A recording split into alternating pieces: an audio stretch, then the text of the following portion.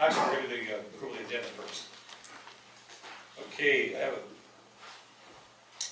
I would like to entertain a motion to approve the agenda, but I'd like the items regarding the audit and the budget to actual report, CC3 and CC4, to actually be items we talked about, not just like consent agenda. So you would like to move CC3 and CC4 out of consent calendar into new business? I guess that would make them new business 2 and 3. Okay.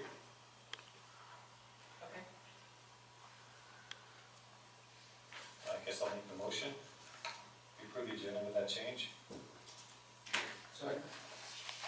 So move that we approve the agenda with the change in moving the two CC3 and CC4 consent items to new business items. All those in favor say aye.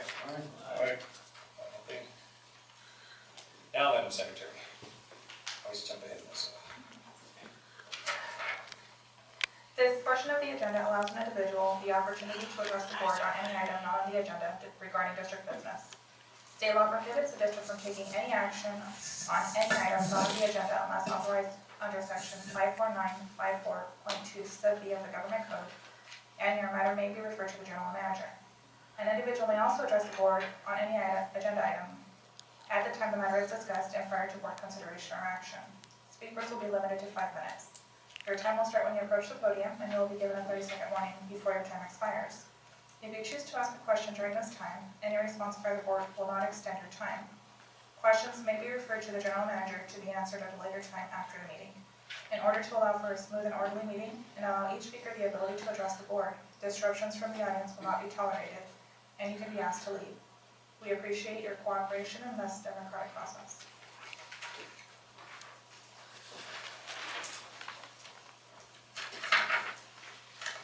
All right, public comments. Anyone? Not hearing anybody? Next item on the agenda is M1, approve the October 17, 2027 regular board meeting minutes. Have a motion? Moved by Mr. Shingeldecker. Do I have a second? Second. Second by Mr. MacKay. Any discussion? All those in favor say aye. Aye. Aye, nothing. Okay, next item is the consent calendar CC1, approved check voucher register dated 10/10/17 to 10/30/17. Mr. President, I'd move on CC1 and CC2. Okay, I'm going to recuse myself.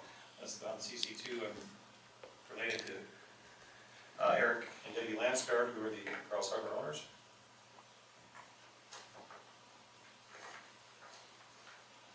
So we need an amendment on the motion, since we already made the motion. We didn't. You just need a second and they can vote on it. Yeah, they can take a second and then the vote can happen. The motion was to vote on Approve CC1 CC1 and CC2, and he's just recusing himself from vote. Okay. All right, we have a second for Mr. MacKay's motion. Second? Any comments? All those in favor? Aye. All one abstain. Mr. Landsgaard?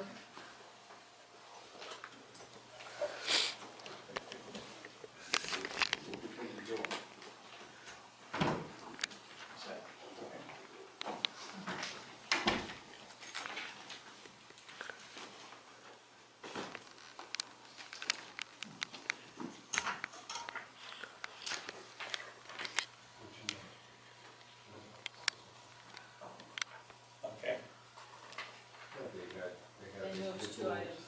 They wanted to discuss the two consent calendars. Those are 2 and 3. You want to do them? You moved them to 2 and 3? Yeah, there are 2 and 3, so I guess we'll go to, unless you want to take them out of order. Okay, next item on new business is what was flashed up on the screen there. Parks and Recreation Ballot Initiative, Ronald D. Smith, General Manager. A is discussion regarding parks and recreation amenities. Very good. She just jumped the gun. We'll put that up in a second. Okay. We did it reverse.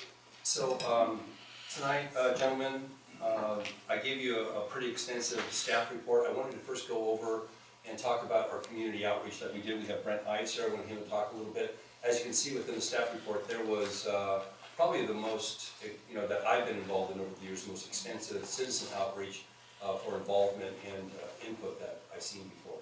So maybe Brent can tell us a little bit about how it went. I thought it was pretty successful. We had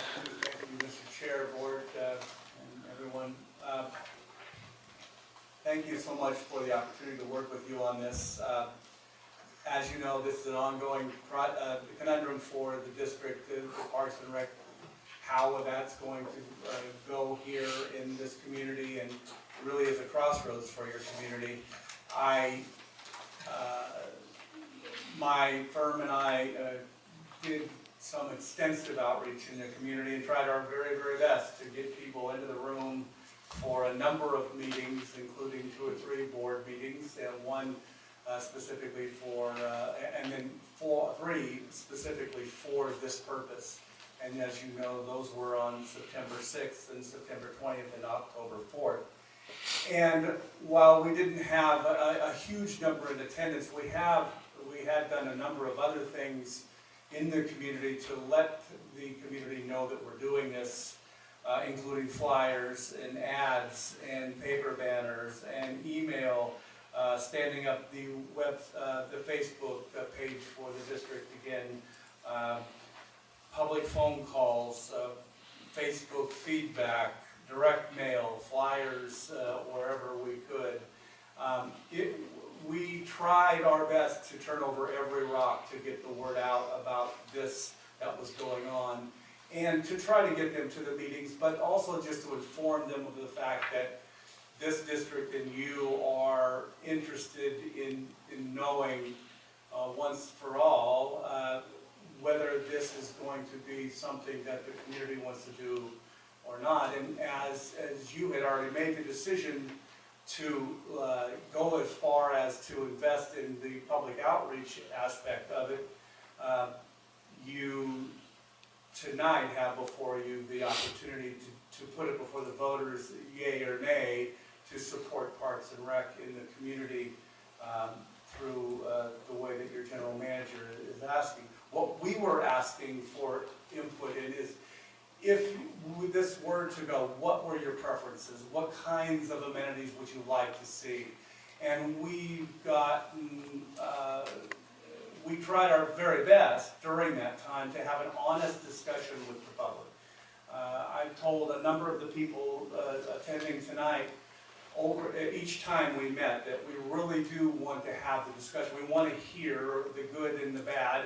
We want to share with you the true cost of amenities and have that discussion. Understand that if the community were to, if the board were to go forward with putting before the community to approve such a support for Parks and Rec, what kinds of things would you like, and what kinds of things would really meet the test for the community in terms of Parks and Rec.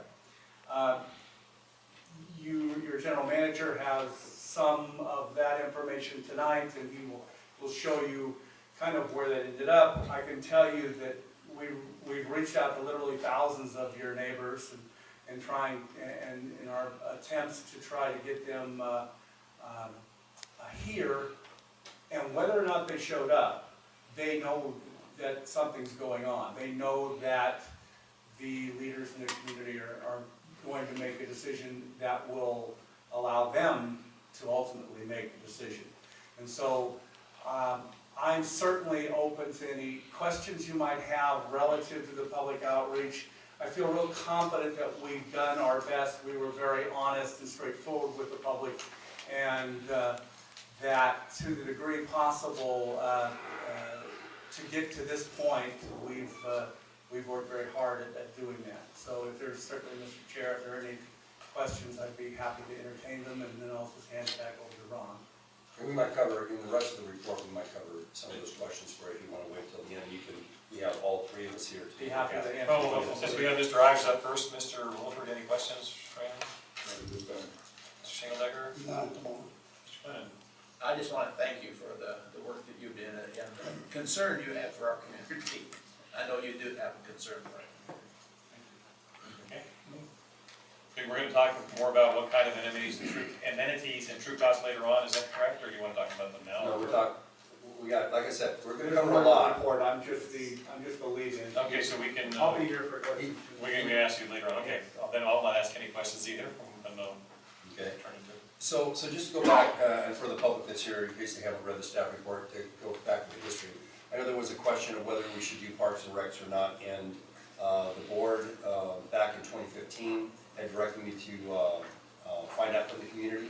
We did a poll in January 2016, and 88% of the people came back and said that they wanted to continue having the parks and the pool open, and also more than a super majority of them said that they would be willing to pay for that also. So that gave the board final direction to staff to go and try to find a funding mechanism and how we would do that. And the only way to properly do that is to go through the public process that we did.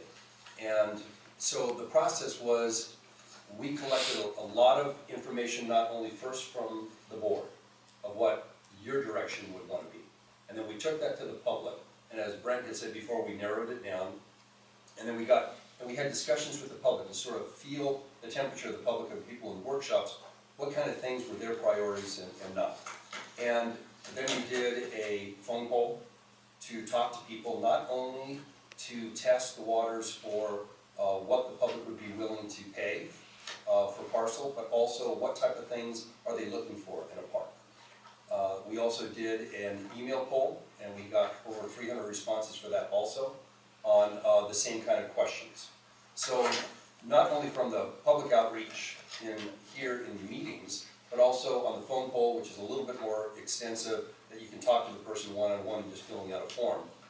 Then staff and consultants got together and we looked at it, and we came up with what our recommendation is here, based on not only what the public was saying, what we saw was a trend, but also what we know from our experience also going out there with bond measures or other measures like this, of what can be successful and what can be not, because at the end of the day, whatever we put on the ballot has to be successful. We have to be able to get it passed. So you can't ask for too much, you can't ask for too little, as we suggested before. So we had put together, like I showed you before, sort of a spread of 4 different options of what it could look like. Now remember, what we're going to show you tonight, the example of the park tonight, and what examples we're giving to them, is not what's going to be on the ballot measure. It's not going to say, vote yes on this and get this part, because you can never do that, and it's not judicious to do that. We might find a grant, we might find, do a splash park, we might find something, grant money, be able to do this and do a little bit more. So it's something that evolves, but it gives the public an idea of, this is our guidepost of where we're going towards. And this is what the direction is for the district of what we'd like to do. So we took all that together, the information, we came up with what we did.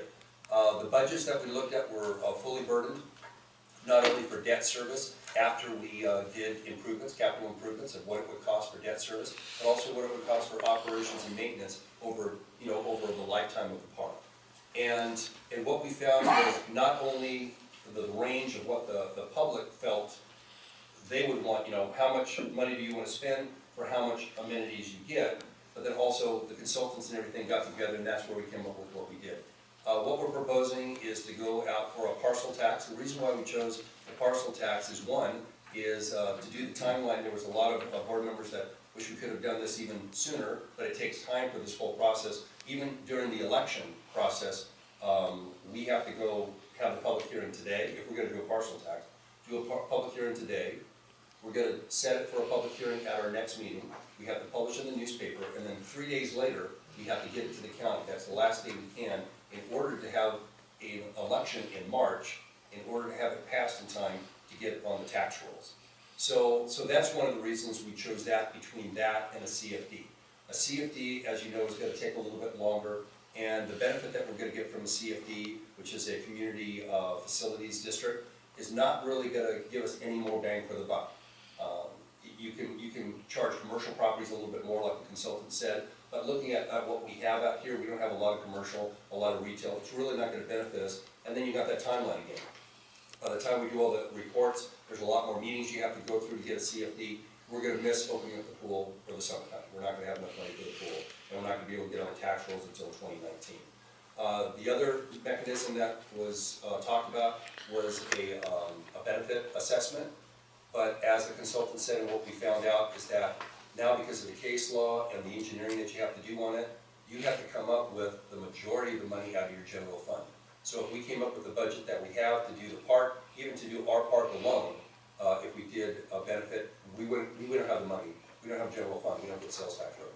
So you'd have to come up with probably about $600,000, $700,000 a year in order to do that, and it's gonna take a long time in the park. So that's why we decided that the best, not only the most expedient, but also the one that's gonna give us the most money for what we need and be able to do it, the benefit assessment is not gonna work. So we came up with the price of talking to the public, talking to the board members individually. There was concern about raw land being assessed the same as developed land. And as you know, you presented that in the uniform tax under 61.121 sub A of the government code, it's a uniform tax except that you may charge undeveloped property a little bit lower. So we looked at the numbers of what we could balance, and we came up with $119 for developed property and $99 for undeveloped property. That would give us an estimated $810,000 a year in the parks program. The CSA 63.5 would be dissolved by the county. We've already been in contact with them. So when this parcel tax would go on the tax rolls in August, the CSA would dissolve. And they wouldn't be double dipping from it. With the $810,000, we looked at a fully burdened project that would be able to give us enough money to fix up the pool, replaster parking lots, fix up the landscaping, resurface the tennis courts, resurface the basketball courts, fix the bathrooms, fix the drinking fountains, and fix it Williford Park the way it should be. And open it every year and maintain it with lifeguards and have a summer program. It also would be able to give us enough money with capital improvements and debt service. Go ahead, you can show this. Now this is an example of what we could do with the other money. This is, if you took this as an existing 10 acres that we, like say for instance, that we own on 25th and Orange. This is 10 acres, you could do a 6-acre park, and you can see the amenities, and these amenities were also chosen by the things that people lean towards the most. That doesn't mean that we have to do these. We might do a splash park, we might do some other amenities depending on what kind of grant money we get. The empty white area is for future park expansion, and then the parking lot has all those parking spaces, but as we said, we could facilitate that if we get transportation dollars to create that into a park and ride with even some bus stops. And that means part of this facility, of us building it, we would save capital improvement money by getting transportation dollars and working with the county. So this would be sort of a hub for the community, like if you've ever been down to Owens Park in Lancaster. Owens Park has tennis courts, and they have quite a large park, but they also, that's where the transit ABTA stops. They have, that's like a main hub for all the buses. City Park. The city park, yeah, well, it's called Owens Park now, after Sergeant Owens, who was killed. And so it could also be, we didn't put the buses in there, the bus stops in there, but that's what could be done. Something like this, with the $810,000, we could do something like this and also keep up the park and Williford Park and open up the pool. And this is with employees, we have a park staff.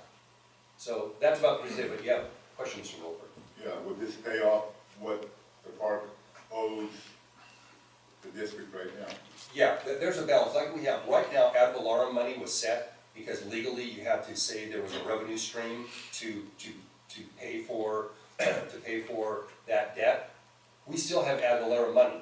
This park might, this plan is a little bit more cost. It's about $830,000 a year without the debt service for that. The debt service is around $100,000 a year for that loan that's left. So if you look at the ad valorem money, we could take, you could say whatever basket you want to take it from. It could be taken from this, and then we take $100,000 a year from when we needed it, from ad valorem money, and move it towards benefiting the park until we get everything going. So it could be a balance, but yes, this would be able, we'll hopefully pay off the debt, and then also continue a parks program in perpetuity. There's also an economic multiplier in there, 3%. That's what we based our rate studies on also, so that as properties expand, and then you get the 3% a year also, because if you set something in stone, 20 years from now, that same money, as you know, like with the dollar for the street lights, shouldn't go too far. You don't want to go back to the voters, so you want to have something. So that's all built into the resolution tonight. Any other questions? Yes. $2 million Yes. in debt. It sounds like, you're gonna pay it off real quick. It's gonna take a number of years to pay that off. Correct. $100,000 a year. $100,000 a year, Yeah. yes. Okay.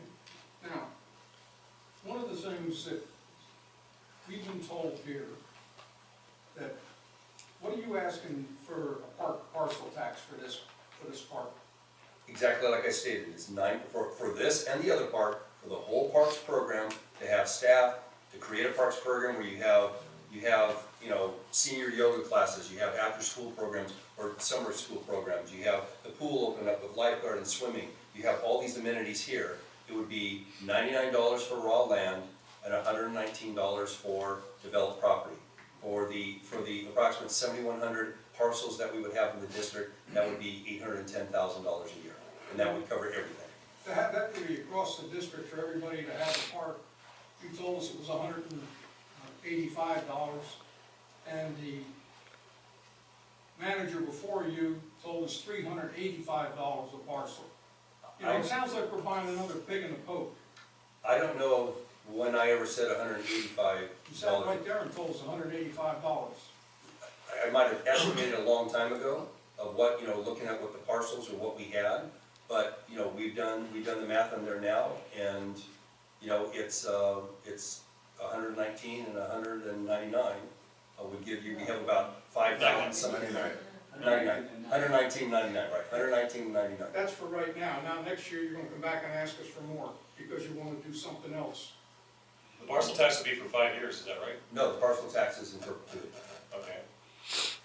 So It's forever. so we're not gonna be raising that unless we have another vote. Right, you're not gonna raise it unless you have another vote and you wanna do something different. But to do what we've calculated, to do this and keep the other park open, that's the balance that we came in with. I thought it was interesting to when we were up at, Russ and I were up in Monterey for the CSDA, we talked to a couple of parks people just by chance at lunch. And one of them, their budget was less than $1 million, and they took care of a swimming program because the schools had owned all the pools. And they took care of their one park and then their other things that they could do with $1 million. This is north of Sacramento district is what it's called.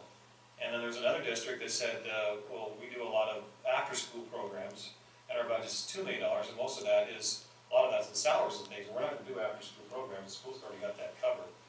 But, you know. But I mean, you could, and usually. But what I'm saying is, most of those seem like $1 million, most districts seem to be able to get by with, it's close to, we're at 810,000, we're not gonna be at the top of the food chain there, but at the same time, we'll have enough to make our little community come alive, and that's what, hopefully, what we're gonna accomplish here. Right, I mean, when you look at what we started off at first, when I talked to you also, and I talked to you all privately about these numbers, when I briefed each of you, we started at $114.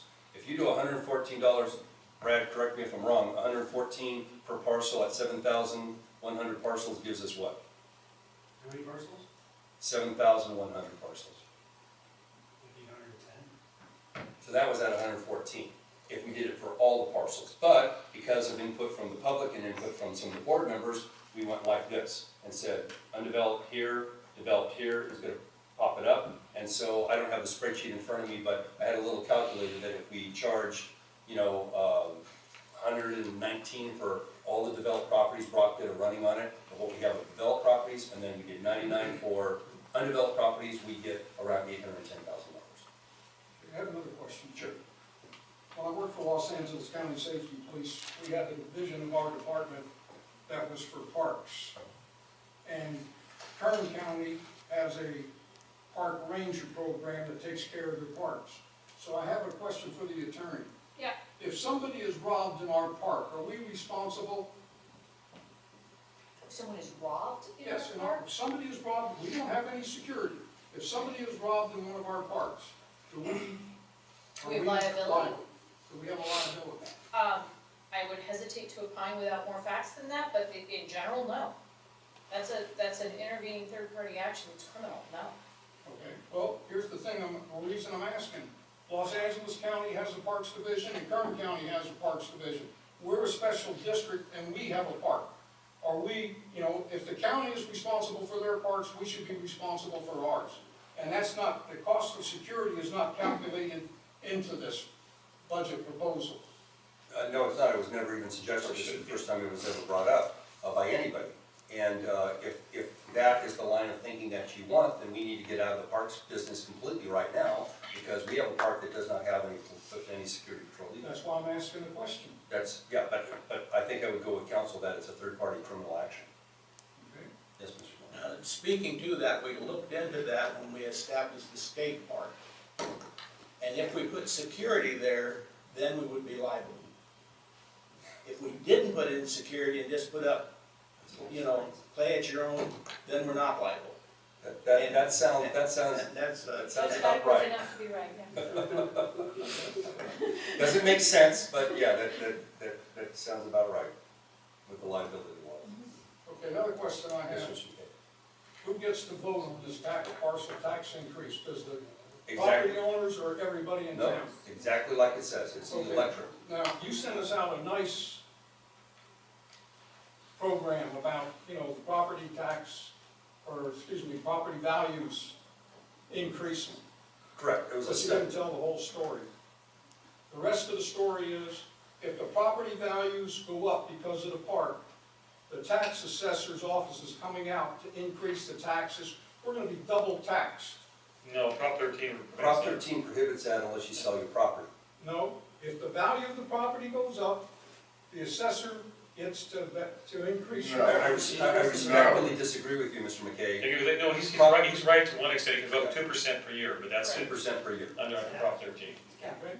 But it's no big jump that's gonna happen What's the average at 2%? Average on property. on property Oh, I tax. don't know, I'm not an assessor. Well, I don't yeah. know all the property What would values. 2% say at 3,500? 2% of 35. $70. About 78 bucks? So, But your property tax on that $3,500 increase, that 2% increase would only be, you could end up, or the people can end up with actually paying the 119 and a 70. Well, you know, No, it's- That That would be a, If it's a- if that's a it's- possibility. no, you pay 1%, you pay You get 1% 1% of that amount. of the $70, yeah. which is 70 cents. The only way that the assessor can bring your property tax up is if you sell the house, you pull a building permit, then they can come out and reassess your building. But the 2% is built in. And you know, if that's the discussion you guys are having, so the philosophical discussion is, you don't want property values to go up and do anything as a RCSD in this community, that's a philosophical discussion. But that hasn't been what the board direction has been. But What I did is, you looked up yours, I looked up mine. What can increase property taxes? So what are some of the causes of property taxes going up? Individuals may pay more in property tax if the tax rate increases or if the value of their property increases, period. 2% is the most they can take, and 1% of 2% is negligible. Basically, you're talking 1% of whatever the increase is, 1% of 2% is what they can tax. But, you know, technically that's right, but overall, that's minimal. Go ahead, Deborah? Are we done with staff questions and stuff? We can always ask some more. We have Brent, we have Adina here also, if you have any questions for them. Well, Before you take public comment, I mean, if it's okay, we can. well, is there ever any attack, have you ever seen a tax that sounded better, called something other than a tax, it's still a tax, right? Sometimes government likes to call them fees and other things So like this that. is a tax, right? It's like And that. it's still taking money out of my pocket, correct? 61121 sub A. And it's not ever gonna be totally fair, is it? You have to define fair. Well, Fair, I think, is Subjective. very, very subjective and it's used on, depending on which argument well, is used. I've never seen a tax that's fair, have you? To everyone? That's subjective. That's not subjective. I mean, if I've got 10 properties that are vacant, and I gotta pay $99 per parcel, and they're 25-foot lots, and you've got one house, you pay 119, I gotta pay 1,000. Absolutely, you could say the same thing about what's on your property taxes for AVAC, for fire, for Especially AVAC. schools, for They're right. the whole litany of things that Vector is. control. Vector control. But Keith, can't you make the taxes fair for us from APEC? 100%? But you know, one of the things that was in the United States Constitution that was changed by the 16th Amendment, it says that all taxes shall be uniform. If you're gonna have an income tax, it has to be uniform. Everybody has to pay the same rate. If you're gonna have an income tax, remember that? That was our founding fathers' idea, and I thought it was a good idea, wasn't it? But around the turn of the century, turn of the 20th century, they said, well, we want to have to tax the rich more than we tax the poor, and try to make it fairer. In this respect, it doesn't matter if you're a senior citizen living on a fixed income, or someone who just bought your house and are paying huge taxes already, or someone that's been there for a while and are comfortable with your property taxes. The fact is, everybody's going to pay $119 per house, right? Correct. And much the way the founding fathers set up our initial income tax system. I know it's not income tax, but it's still that three-letter word tax. And you're basically talking about for somebody that owns a house like that, even though you're talking about $119, you're talking about less than, I just bought this cup of coffee, it's almost the price of this cup of coffee I bought. You're talking $10 a month, yeah. Yeah, $10 a month. it's a couple bucks a week is what you're talking about. If you want to have, and I've always said, if you're a young family, and especially like I put in the study, we have a lot of jobs in aerospace here. There's always a discussion here with the community, some of the board members about why can't Rosamond be a better community? Why can't you attract these kind of people to live here also instead of going and living in Lancaster? Why not have houses here for them? And the study showed that to get people like that, if you're a family and you're coming here, what are you going to look for? If there's nothing here, I don't want to live here, right? Now, they've also talked about arts programs. If there's arts programs within communities, that brings up the value of the homes and actually, selling the homes and attracting more people. So it's just a philosophical question that needs to be talked about and needs to be decided. Okay. There's no easy answer ever. It's always a convolution of a lot of different aspects and a lot of different moving parts. Now, Mr. Ives brought up the word true costs. What did he mean by true costs? Well, what we did is we actually did, Lizette did, we worked with, like we had several consultants, we got John Courtney, he was the one that did this nice picture for us here also, but he also worked on the budget for us. I worked on the budget, Lizette worked on the budget. We looked at, he came up with, if you're going to have a kids park, what's the cost of doing business for having a kids park?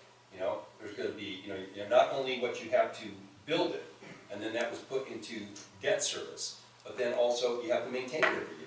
How much staff time is going to be taken? And they're the experts at that, so they sort of put together that first spreadsheet, but they were all itemized. Remember, it was like, if you just going to build a kids park by itself, well, you got to get permits, you got to do grading, you got to get restrooms, you got to bring in utilities, but then when you aggregate it like this, then, those restrooms count for all those different amenities. And so that's what, so the operation and maintenance, what's the water? What's the electricity?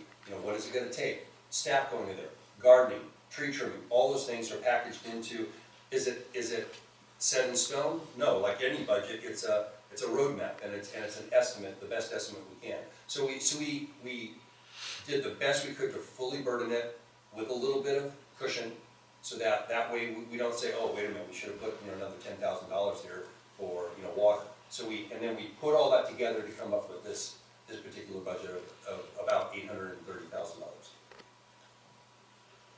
Okay. And the kind of amenities we're talking about could be the ones you listed here. It could be, it absolutely could be. This is budgeted for that price tag, and including Williford Park.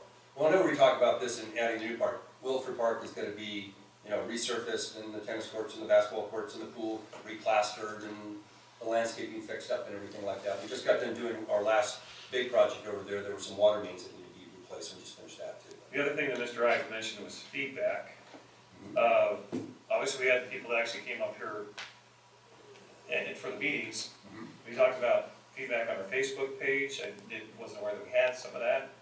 Did we do some telephone polls? Well, We did a telephone poll. What kind of results did we get on those? All the results came back that mid-range from 114 to 129 is where people were falling, right there. Now there was on the... Was there any feedback as far as what they wanted to see built? That's what you see right there. I think the kids park came up #1, XSR. Amphitheater came up, I hate to tell you that skate park was one of the lower ones. Okay. Paintball was never.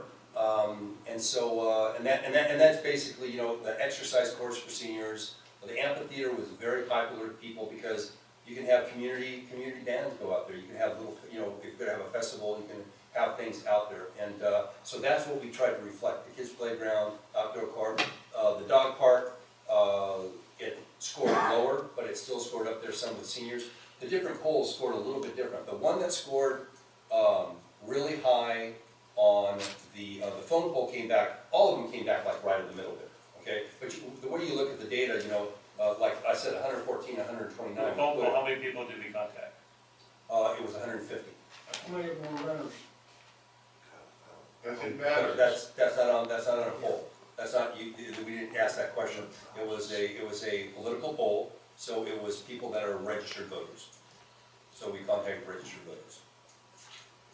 So that's all, that data was not, you know, taken into account. So, you know, so on the paper poll from the email, where people sent back the, you know, the sheet, a real popular one was covering the pool all year round. That's the highest price tag, $159. Okay. Now, even though that came in number one on the paper poll, if you look at the 114, 129, that range, that was a close second. And then their second choice was that mid-range one. And so we thought, you know, because of what was done here in person, what was done in the phone poll, even though that came up real high, we think you wouldn't be able to get that passed, because if you're going to balance it, you probably have to do 175 and 145, something like that, you know, with undeveloped property, developed property, and, you know, the consultants and I both who have done this before, we don't think that could pass. So it's the mid-range one that was really popular with everybody. And remember how we polled them, we didn't say, we said, give your first, second, third, fourth choice, right? So that gives us this balance in this range. So it's more of a, you know, you're looking at what the main focus is on. Yes? When we have, one of the things we need to keep in our back of our mind, the community needs to keep it in their mind too, when we have a committed designated income, then we can go look for some grants that can do some of these things as far as the construction is concerned.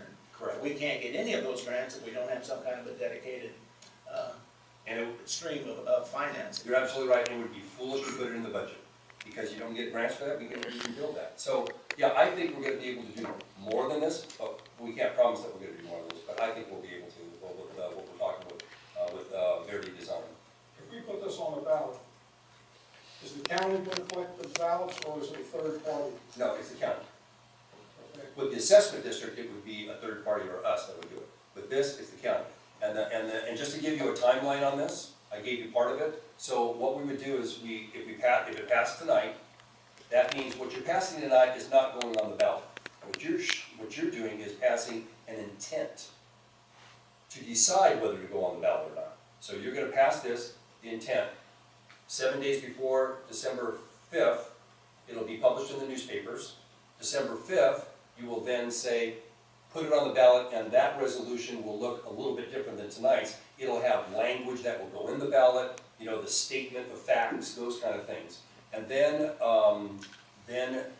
statements of argues against and for, there's dates for that. But then it goes into 88 days from December 8th is the election of March 6th, and that will be an all-mail-in ballot. And so they'll collect them, and I talked to the county recorder. What they do is they count for 3 days. It's Tuesday. They go till Friday night at 5 o'clock to receive any mail that's postmarked the 6th. So if it's postmarked the 6th, by 5 o'clock in the evening, if the postmark says it, 5 o'clock on Friday that night, then it's over with, and then they finish counting the ballots. So we should know. They have a couple other elections coming up. They said they should have it done probably within, you know, that Monday or Tuesday, because it's not a very large community of voters. So that would be the timing on that. Okay. Do we have any other questions from the board members to staff? Deborah, did you have a question for staff? I just kept hearing word Proposition 13, and I was wondering, what did that have to do with the 119 miles? You want me to answer that? You may. Okay, so Proposition 13 covers a lot of different things, okay? And one of them is this property tax. In the past, government could just put it on your property taxes, right, by a vote of the governing board. So this is, we have to go to the voters for it. And then what they were talking about is, if the property values go up, does the assessor just come in and say, hey, well, your house is worth more, we're gonna tax you a lot more? I know there's some constraint on that also, what they talk about. It's the 1% of the 2% that actually would go on there. And so that's what Prop 13 came up about. Just like when we do our you know, any of our fees, any of our rates, it's all governed, you know, some of our rates is governed under Prop 218 also. So that's why it was talking about. Anybody else in the audience have any questions, comments? Mr. Wallace, former board member, no questions, comments? I think, I'd like to say that I pay $130 already, so I think what you have proposed is really good.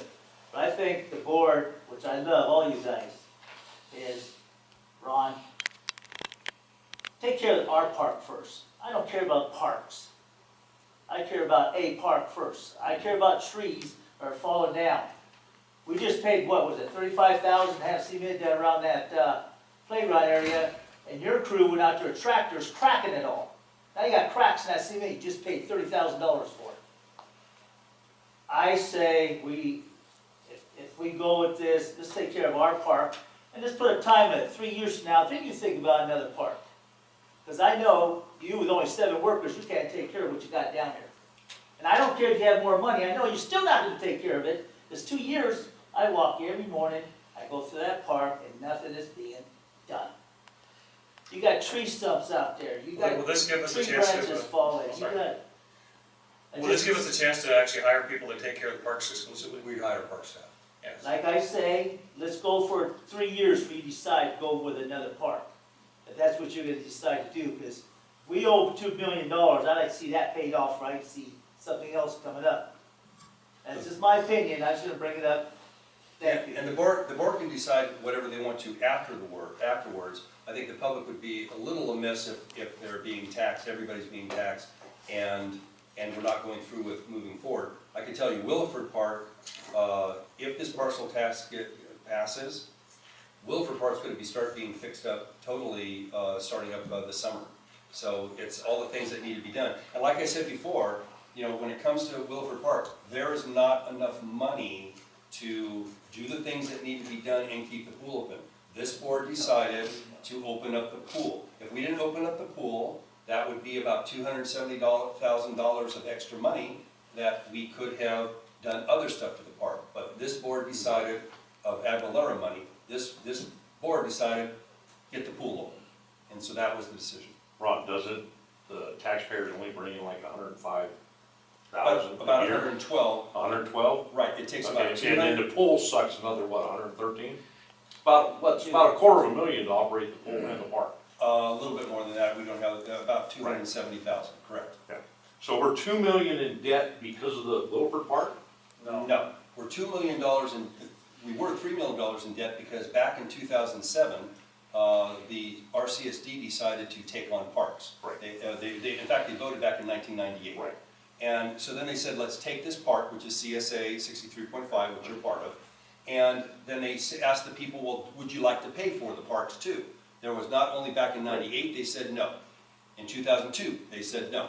So then in 2007, the RCSD decided to put it on anyway, and the philosophy was, I talked with some of the people that were there back then, and they thought, if we build it, they will come and pay. And that was their philosophy. They thought if we could show, so they borrowed $3 million from one fund, designating the ad valorem money to go towards that, and said, if we take $3 million and hire a park staff and do all this other stuff, then we'll put on this good show, and then people will vote to give us money. Well, what happened was, the agency almost went bankrupt. In fact, it was close to bankruptcy. They had to even get another loan to even make payroll, and they laid off, I don't know how many people, they laid off the whole parks department. They laid off a lot of people. They kept taking our tax money. This agency used to One of the things they took on was United Street Park, if you recall, maintaining the school's property and having a park there. Yeah, but they also had around West Park to maintain, and they proved that they couldn't even maintain that. That was They let the lawns maintenance area. die, you put a DG in there. Well, The water system and all the bushes, you know, they're horrible. Oh no, when I came on. Now the county is paying Sharper Image to Band-Aid to repair it. No, when I came on, the place was very dilapidated around West Park. And the problem was, is at the time in the past, what they were doing is they were taking funds here and saying, well, let's do United Park and stuff. And you know, like for you, West Park, 63.5. The money that you pay for that, the landscaping is a different CSA completely. But you guys got your hands You pay, not anymore. Yes, you did. We did. You did. I You gave it proved, back. you proved, again, I gave it that back. you could not maintain it. Well, there's another argument now. There's no argument, it's the Just truth, wait look 3 at it. years so you do any more on parks. Anyway, let's go ahead and focus back on this. Any other questions? We're dealing with the parks. Okay. I think Milt hit it right on the nose, you know. Brings us to item NB 1-B, adopt resolution 2017-19, calling for a public hearing regarding a special parcel tax. So moved. Been moved to adopt resolution number 2017-19, calling for a public hearing regarding a special parcel tax. Do I have a second? Discussion. We need a second before we can discuss. Second. All right, it's been moved and seconded. Discussion? Go ahead. Under the resolution, on the first page of the resolution, page 1, the third bold up at the bottom, whereas unless the parcel tax is approved by the voters, the district will not have the funding to administer and operate the park and will be left with no option but to turn the facility back to the county and lose local control, which may result in the park closing down. Second, page 3, page 2, Page 1. third one down. Third paragraph. Third from the bottom. Off the bottom, okay. And that was the direction of the board when we started all this, is that if we don't get the funding, we should give the park back to the county. I thought that, I don't know that I want to use the scare tactic, what you're saying? You don't want to use the scare tactic in there? no, I don't want to give it back to the county. We said we'd close it down, we'd shut it down, That's your prerogative. that's right, but not to give it back to the county. The last time we give it back to the county, they still had full of dirt and paved over it. But we did, the reason we put that in there is we did have a discussion on the board, and the majority of the board said that we would give it back to the county. The way I remember, we said we would shut it down. You shut it down. We would shut it down, we would have to shut it down, please, just, we would have to shut the pool down this year, and then the discussion is giving back to the county. In fact, and when we put the public comments up there, that's what the public said too, is get out of the park business, and that was the majority of the board is what they said. And it was direction, but you guys can decide tonight, if you want to keep the park if it doesn't pass, and shut down the pool. I would just like to take that. We're not deciding that tonight, are we? Whether we're going to shut down? No, but Mr. Williford doesn't want that. I think that the public, if it's gonna go back to the county, or it's gonna be shut down, I think the public needs to know that. I think the key word in there is may. Change will to We may. need to tell them the options. It's not a scare tactic, it's being honest with them. Right. So, let me see where it says, right here, it says, the park and will be left no option to turn the facility back. Okay. Yeah, Yeah, we leave it. we'll change the language. Within this, I think it gives us the ability to, change it. Well, if the motion is to approve this resolution as written, then that's what's before the board right now. If you're Well, seeking then to amend this, to Right. alter the resolution, then we need language for what you want. What do you want? Do you want to alter that at all, Russ? I Yeah, wanted to go back to the county, take that, going back to the county part out. We can close the thing down, but don't send it back to the county. So we have two options. Mr. Glennan says that you can say it may be left with no option to be put back to the county. Mr. Williford wants anything of it going back to the county taken out. And we have a motion on the floor saying to adopt it Well, as is. Mr. Glennan, would you be willing to go ahead and allow the amendment just to say may be left, and that just add the word may, Mr. Williford? That's what I'm saying, and what we need to understand also Motion on the side. is those in West Park that are paying your fee now We gotta take care of that. will still be paying your fee. Right. And you close it on me, and you're gonna pay hell. Yeah. So, Mr., I guess we need to amend So the appropriate procedure would be for the moving director, and I'm sorry, I don't know who it was, Mr. Glennan moved. to consent to the amendment of the motion to, I think, be approved Sure. resolution 2007-19 with revision to whereas number Quite sure.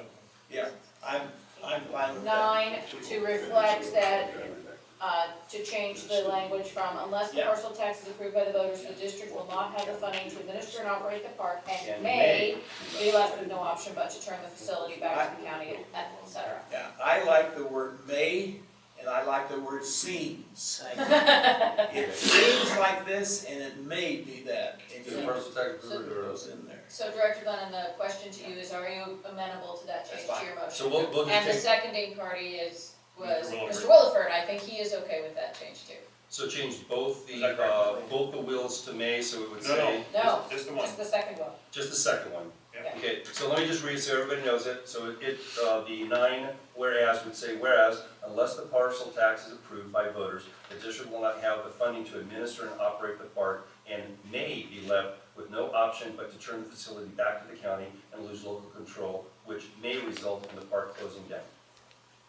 And then that's a decision you would make at a later date about You whether always, to turn it yeah, back I to the mean, county. if this doesn't pass, you guys could always say, okay, with the may in there, it says, okay, let's keep it open. We haven't got some close options. pool. Or look at some other options, but I can tell you with this year's budget, the pool will not open, it will not open this year.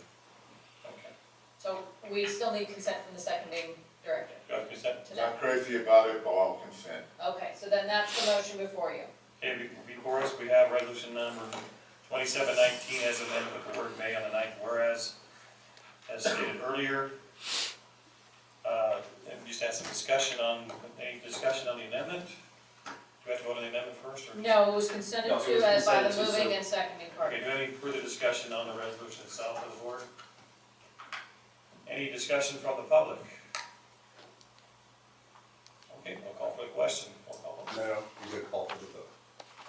It's a roll call, he asked for a roll call. No, he called for the question, which is a privileged motion of shutting off discussion. He said, I'll call for the question, a roll call vote. Roll call vote, okay? He said a roll call vote. Vice President Shingeldecker? No. Director Williford? Yes. Director Glenn? Yes, Director MacKay? No. President Landsgaard? Chair votes aye. Motion passes 4-1. 3 to 2.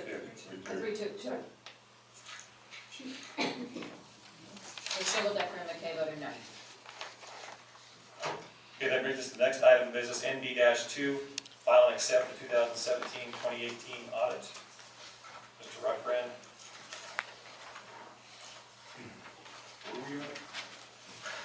It was CC3, it's now NB2. Okay. This is a 72-page document we received from our auditors, is that right? That's correct. And I guess I was always taught to look for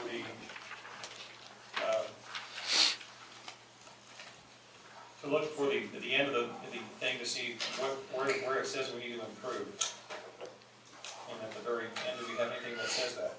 There is a letter from the auditor at the end that talks about, it's not at the end of this report, it's in the second letter that came, it's last 114, it's the communication with those charged with governance, which is you. It's also in your packet. It says, here's our responsibility as auditors, here's the responsibility of management. It's all in your packet there, but basically what it says is we didn't have any conflicts, there were no outside contractors, we didn't rely on anybody else's work other than that of management's. And that of districts, they relied on their internal control testing, they looked at sample documents, they looked at procedures, processes, interviewed staff, walked through several compliance guidelines based on state controller and federal guidelines, tested the balances of a majority of our accounts, and from that opined on it with what is called now an unmodified opinion, which says that they did not find anything that would lead them to believe that our financial position as reported is outside of what we say it is. Okay, and it also presented financial highlights on page 5. The financial highlights is in what's called the management discussion and analysis. That is written by staff internally. It takes the audited data and presents it in consolidated format for the ease of the user to basically say, here's where we were last year, here's where we are this year, here are the major changes. And then it anticipates some of the user's questions, which would be, well, why did things go up or down in the way that they did? And it answers those questions so that it is easier to read and understand. Municipal finance is not one of those things that's that is easily interpretable. So we try. Well, under the direction of our finance committee members, Mr. MacKay and Mr. Shingeldecker, it says total expenses decreased by 10.6%. That's correct.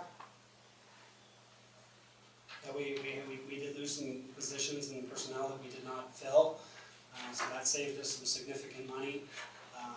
Shutting off the tertiary. Shutting off the tertiary water at the wastewater treatment plant saved us a considerable amount of power and energy costs. And 10.6% equates to how many dollars? $800,533. $800,000 decrease. Oh, no, The $765,000. decrease is the first number. Yeah, $765,000. Okay, and it also mentioned that our net position increased by 6.6%, or Yeah. $2.6 million to $42.8 million. Now you have to consider the net position is comprised of a lot of things. It's not cash flows and revenues and expenses. It's, if we bought a $1 million piece of land, that would be part of our net position, right? Because we now own We did buy an additional $1 million asset, right? So when you think about net position, think about your own home. It's not just your checkbook and your savings and, you know, your investment account. It's also your house and your cars and, you know, maybe even your, you know, the beneficiary information that you're going to get from the trustee of your parents' estate. It's all part of your net position as an individual, and that's the way governments report their assets, is this is our net position. So we take all of our assets, land, cash, everything, minus out all of our liabilities, what do we owe to other people, and what's left is our net position. And what did we start off with on the budget last year when we started on our net position? What we estimated? We don't budget net position. No budget net position. And the other thing, of course, does this help as far as credit rating goes? Is that mentioned in here? I see there's a concentration of credit risk on page 38. What's that? You know, when you talk about credit risk, you're talking about the risk of investments in the portfolios that we have. It's a required disclosure for the users of the financial statements. To answer your question more specifically, having a bigger net position is better. If you have more assets versus more liabilities, you have a better chance of being able to borrow money. Okay. We don't go and get rated until we would go out to issue debt. If we were to go through that process, we would have to get all kinds of legal opinions and do the due diligence from a finance perspective. And from that point, then we would have, if we issued debt, then those bonds would be rated by a rating agency, Moody's or the S&P or Bloomberg or whomever. So is the district better off or worse off as a result of this year's activities? The answer would be, if you look, it says look at the statement of net position, which is More is better. more is better. Okay, so we're doing better. More better. More is better. More is that? Oh, more is, I thought you said more better. No, he said That's the more. short version of more. It was better than yes. more good. Right? It's funner. Is there anything else that we should be aware of that he's pointed out in here that you saw?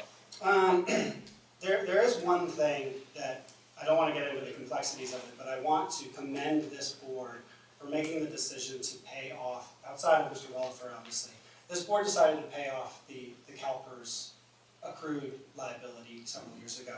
Well, I would've. I'm sure you would have, but I can't rely on that. I can't say that. But you know, you get credit by default.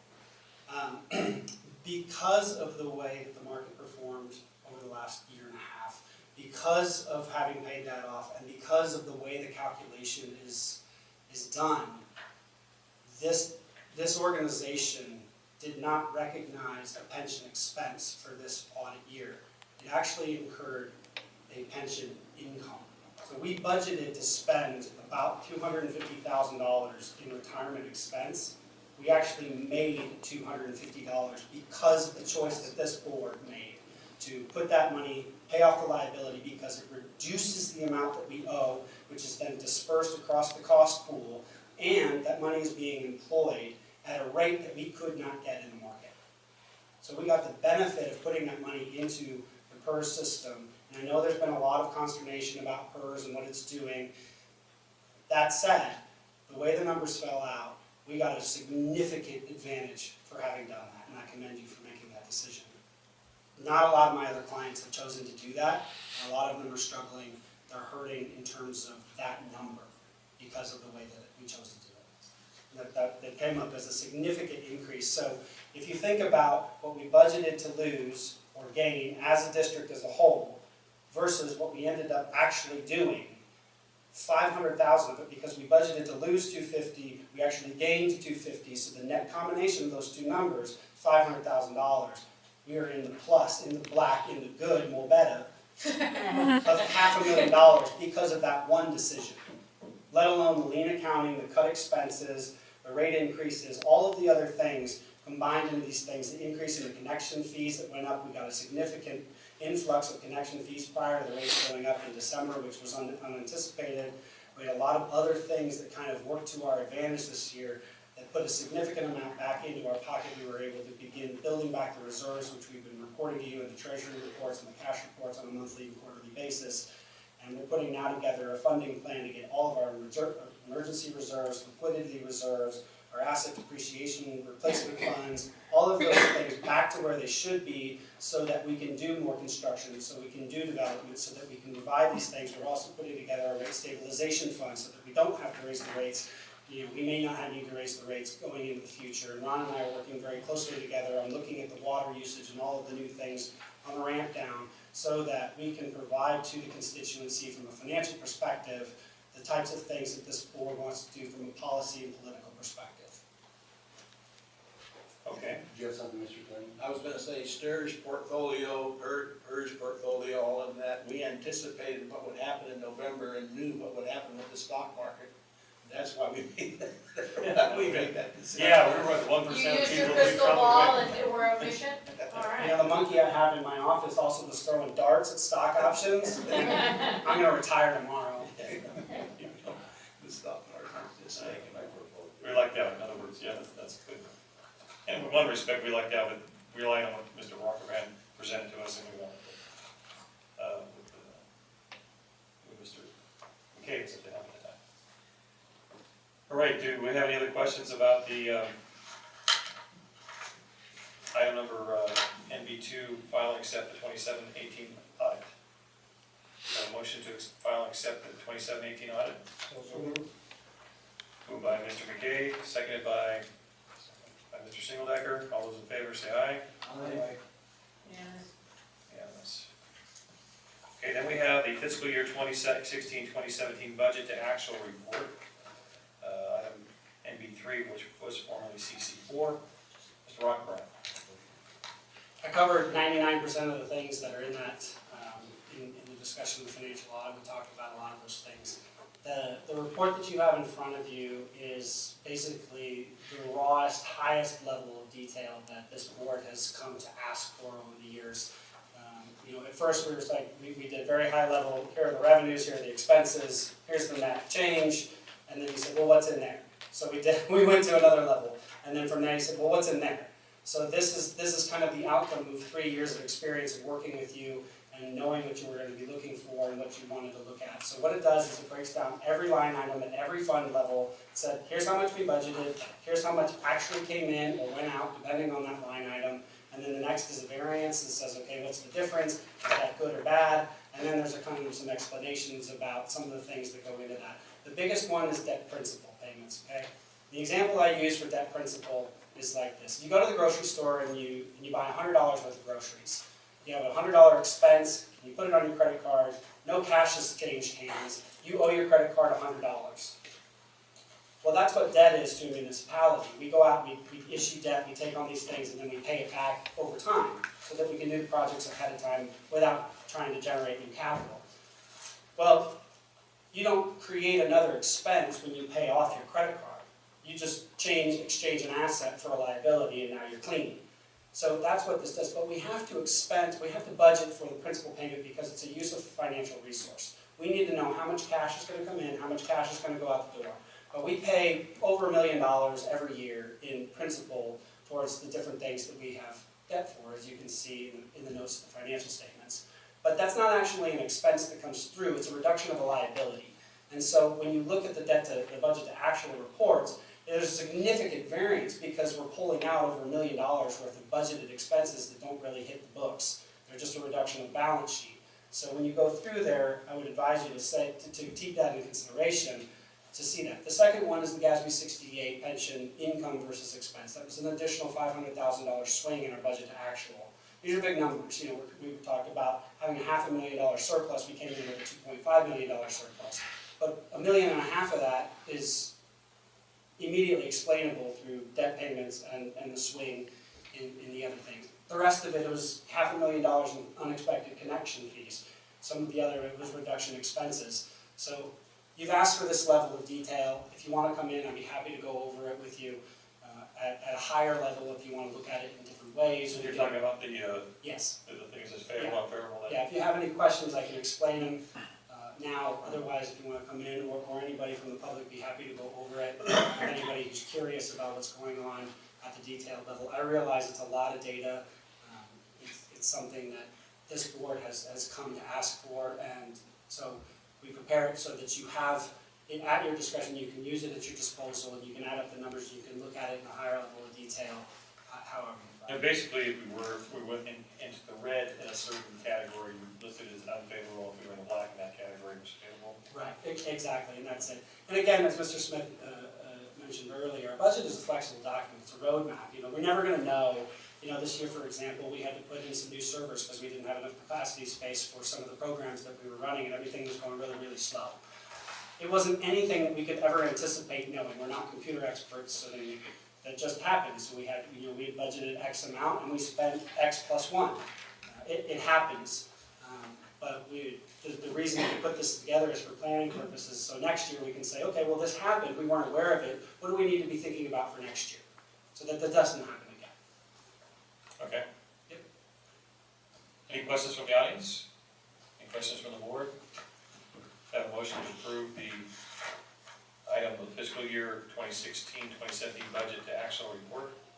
Moved by Mr. Williford, second by Mr. MacKay. All those in favor say aye. Aye. 5-0. Unanimous. Now we're up to director reports, comments, future agenda items. Glenn? Thank you tonight. Mr. MacKay?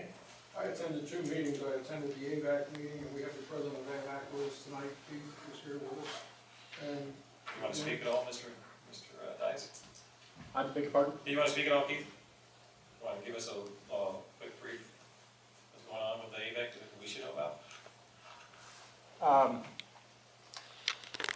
I am pleased, therefore, the state water project system has a lot more water available to its contractors, such as AVAC, Palmdale Water District, Little Rock Creek.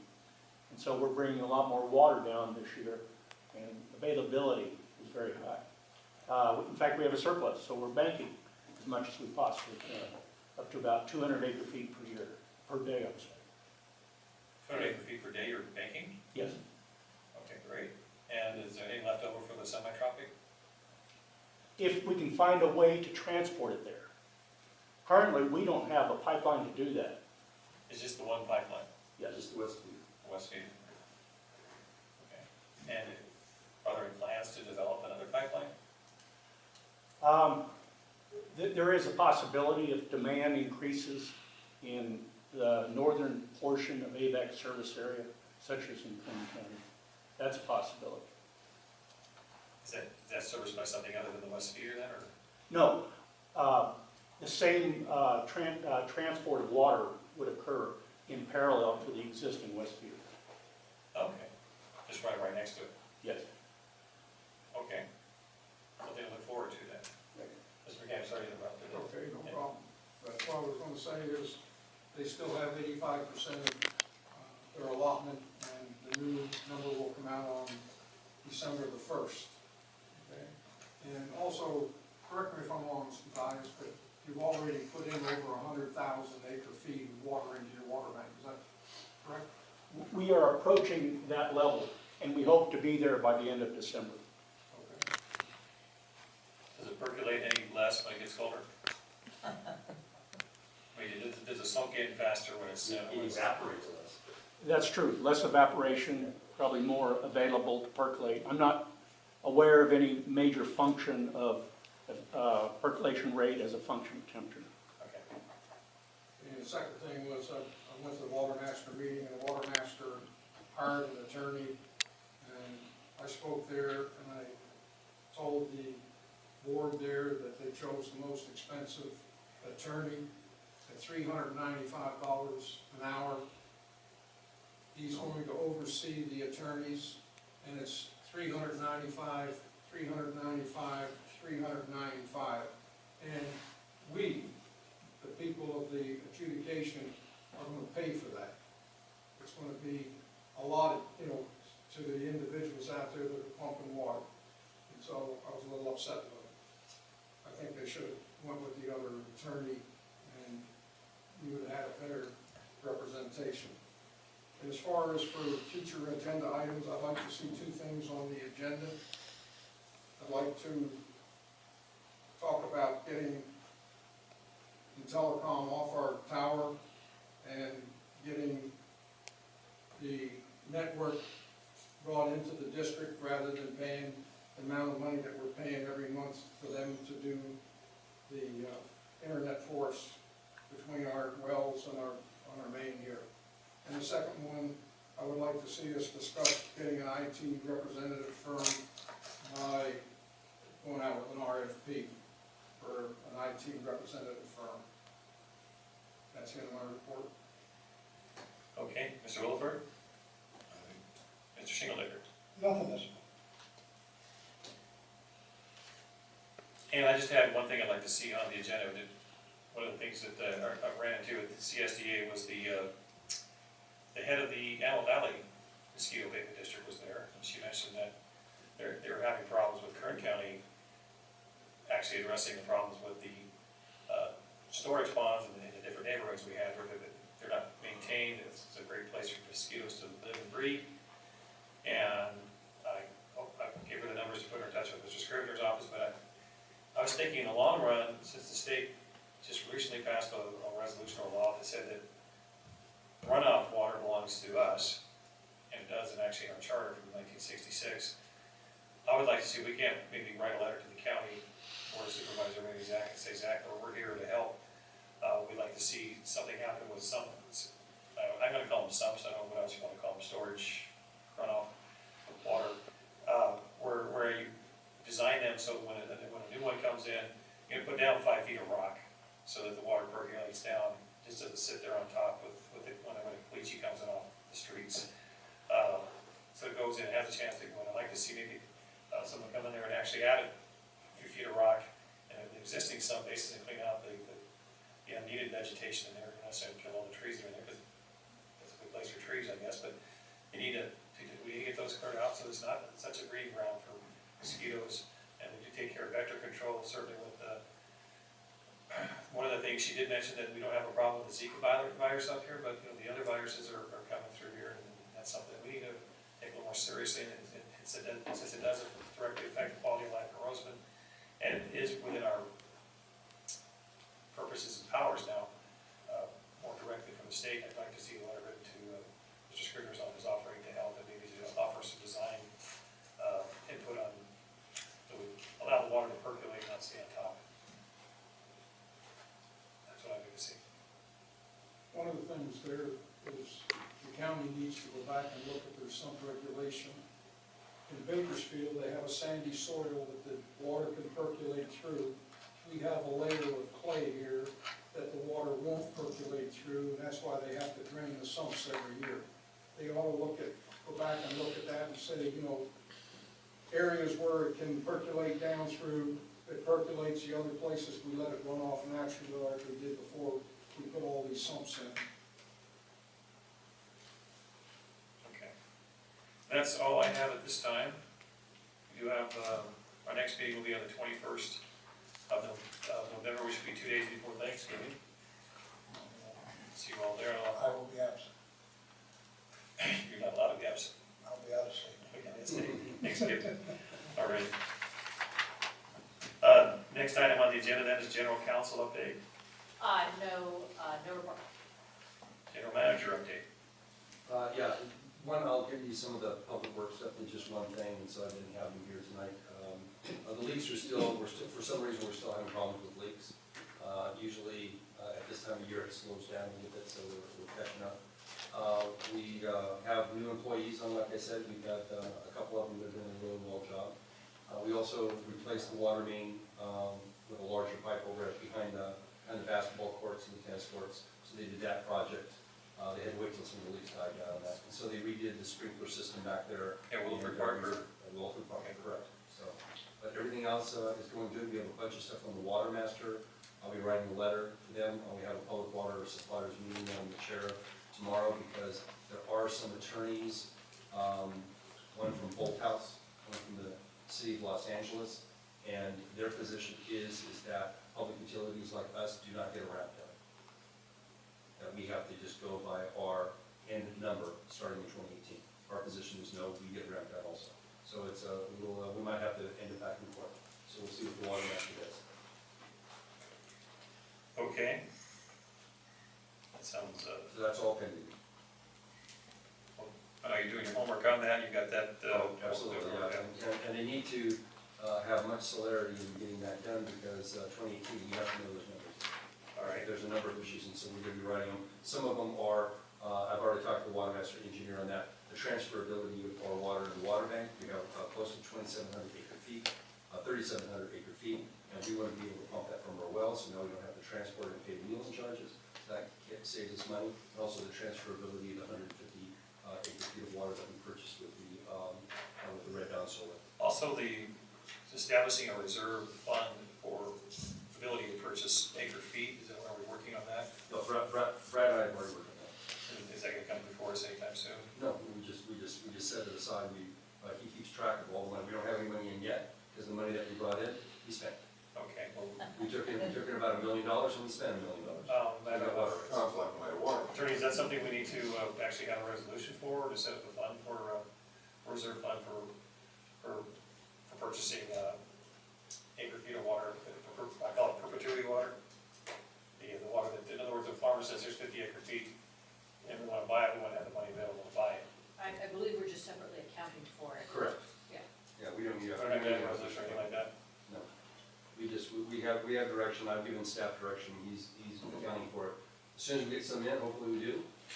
Hopefully with the state, when we do the arsenal consolidation, we're looking at this point, we're looking at probably over $1 million of water acquisition and about 227 acre feet of water rights. And on that subject, is the state gonna move anytime soon on getting that done, or are they moving, there's a lot of legal issues that Alice and I have been going through, because as you know, when I first came on and looking at the documents, they had things in our contract that says, if we need more money, we can get a loan from the revolving fund. And I played hardball with them, and I cut the state off completely. I told them, no, we're not gonna do this anymore, we're not gonna consolidate. Because you need me, I don't need you, right? You're gonna pay for it every time, because I'm not gonna let the ratepayers pay for 1 penny of the projects that you wanna do. And so they understand that now, so we're going through the contracts and making sure everything, including our application for the grant, they wanted us to say that it was a loan. And the reason they wanted to say it was a loan is they wanted to get federal dollars, and the federal dollars, they can't use the word grant in there. And I said, well, I don't care what you need. I said, I'll take all Prop 1 money, because I don't care where you get the money from. If you want us to do it, you're gonna have to pay for it. And they said, okay.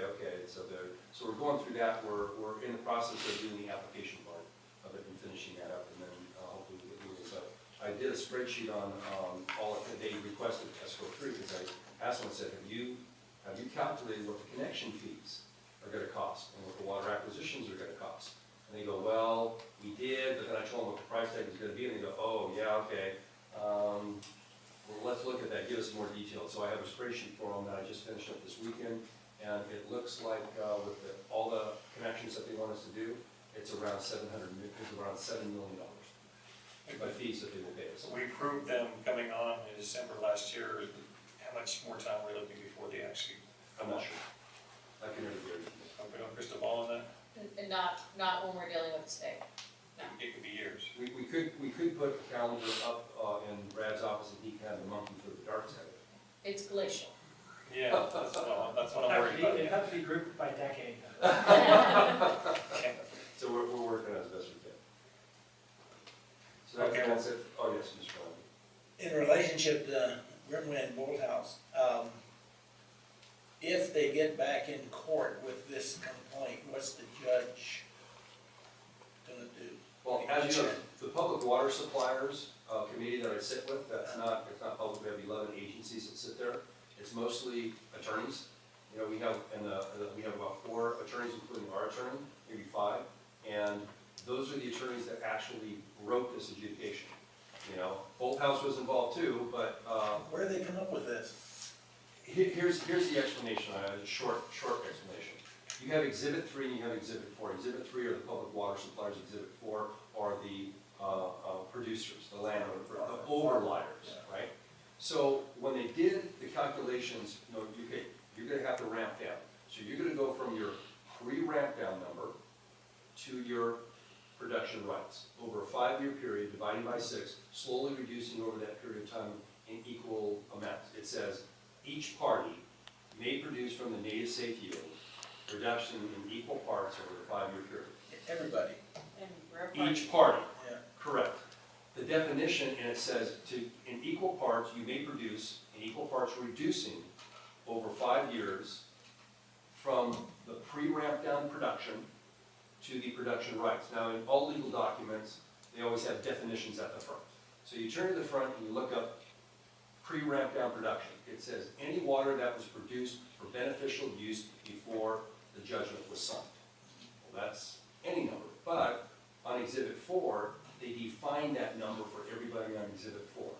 And how they did the majority of it is there, in Phase 4 of the trial, there was a document that this was a statement of facts decided by the judge, so it's what the judge decided, and it was the production of a number of entities in 2011 and 2012. The majority of the overliers, like Calandry, Van Dam, Lanes, Holt House, those, they took the production of 2011, the production of 2012, averaged it, and that became the number that they put in the Exhibit 4, that this is the pre-ramp down number. For the public water suppliers, they did not give a pre-ramp down number. So the public water suppliers, I started asking right away, I'm saying, okay, what's my number? How are you gonna calculate my number? And so when the engineer finally came on, she said, what number, right? How are you doing that? So we got together, the public water suppliers, and we said, let's use the same methodology that they did for a number of the landowners. Let's go back to our exhibit, because we're on that exhibit, Exhibit 11, 11 and 12, average them. Rosamond comes out to about 2,992 acre feet. That's going to be our start. So that's what we wrote a letter. I wrote a letter on behalf of the public water suppliers. We gave it to the water master, and we had some agencies, not agencies, but Old House Farms, City of LA, and they're saying because we had no number given to us, we have no pre-ramp down production number that we start with.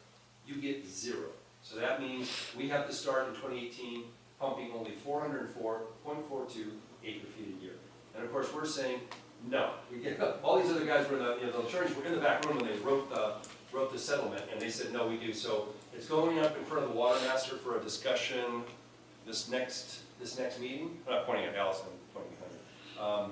And that's going to be a discussion item. We're actually having a workshop. The judges never really accept that, is he?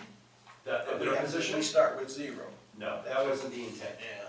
And the intent. There's other things. This document, I think our attorney explained it the best. It's a sausage.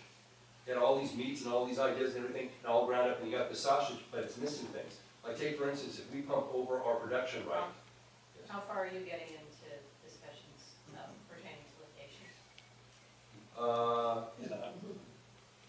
I'm just saying what the water master's talking about. Very good. So What did the water master say? There's a number of issues within the judgment that have been areas of gray, right?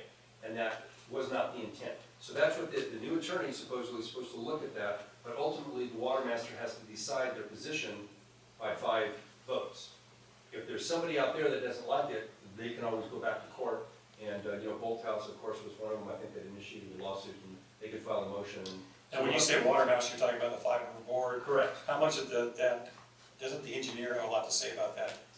The engineer and the attorneys, the water master has decided, and everybody has, that there are legal issues that have to be read, and the lawyer needs to define it. The engineer's not, that's not their expertise. Then there's engineering stuff where they do the numbers and they look at it from an engineering standpoint from the judgment. So they're putting them 2 together. So the legal stuff, the public water, the advisory committee has said We're not gonna really make a decision on it. They've made comments, which both House and the City of LA said their comments, we've said our comments, and let the attorney decide, the water master attorney. So they're gonna look at it and then we'll see where we go from there. But there's a number of issues that are gray. It's like federal water. We're gonna get 214.72 acre feet, 212 acre feet Of the of federal water this next year. We've already been told, and that's gonna be our federal right to produce. Well, in the adjudication, it doesn't exempt that from replenishment water. Well, it wasn't the intent that we have to pay replenishment water for a production right that we're gonna be given. So there's issues like that, and that's what, and the document actually says itself, the judgment says it needs to be a little flexible, you know, and it's actually the arm of the court. So that's the update on that of what we're, you know, we have a number of issues going for the water master. Okay. It's just a general manager update, John Houghton, you already I gave. gave that, we did the parks.